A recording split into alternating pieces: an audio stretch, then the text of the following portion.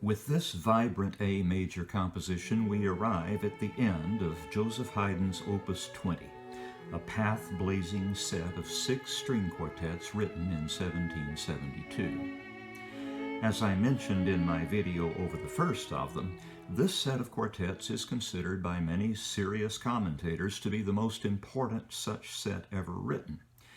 It is here, essentially, that we find the genesis of the string quartet as a vehicle for the expression of the loftiest musical sentiments, a genre on par with the oratorio and symphony, with Haydn himself having laid much of the groundwork for the latter as well. If you were to listen in close sequence to almost any string quartet written by almost anyone, including Joseph Haydn, prior to the publication of these works, and compare that with any of the Opus 20 set, I believe you'd be struck immediately by how rich and forward-looking these compositions are. The one before us absolutely takes my breath away, particularly its finale, which, like the final movements of numbers 2 and 5, is a fugue. But I don't want to get ahead of myself, so I'll offer a brief synopsis of all 4 movements. The opening movement takes the usual sonata form shape with 2 large repeated sections, and as in most of the other recordings in their complete release of Haydn quartets, the Kodály Quartet elects not to observe the second of those repeats. This robust, extrovert A major music rolls cheerily along in the swaggering rhythms of 6/8 time, although its second group does contain a perhaps surprising amount of minor key music. Its development section is a great arch-like span, whipped along with sustained energy as the music modulates freely from its B minor beginning to its close on the unison tonic of F sharp minor. And still, despite all that minor key music, the movement leaves this listener with the overall impression of extraordinary good cheer, the kind of music one can hardly listen to without a smile creeping across one's face. I should mention in passing that in this, as in all my other Haydn quartet videos, you'll no doubt notice many discrepancies between this corrupt edition of the score and the Henley critical edition from which the Kodály Quartet is playing. If you'd like to see firsthand the differences, the chances are good that you can find the Henley edition in your nearby university's music library. Movement 2 is an aria for the first violin, set in the quartet's dominant key and organized in truncated sonata form with a couple of formal surprises. The soloist's cantilena is ferried along by a hurdy-gurdy style accompaniment with a leisurely tread. The melodies are really lovely. The exposition's second statement is written out and so lavishly embellished that its identification as a second exposition seems appropriate to me, and I have treated it as such in my commentary. The first exposition's closing, a lovely wilting cadential passage, is omitted during the second exposition, and that turns out to be formally significant. The development plumbs some real emotional depths, and the first theme does not return during the recap. Instead, theme 2, now set in the movement's tonic key, is somewhat enlarged. A final shadow passes over the music during its last few measures, with its previously missing closing now laying the movement to rest in the radiant glow of E major. The minuet is a very matter-of-fact, straightforward affair, as unrelentingly diatonic as any music Haydn ever wrote, and oddly entertaining despite, or perhaps because of, its blocky 4-bar phrasing. The return of the first strain's opening phrase to close the second strain is a really special touch. During the trio, the forces are indeed pared down to just 3 players, all of whom play the entire sub-movement on their lowest string, which makes for an agreeably throaty sound. The quartet ends with a fugue.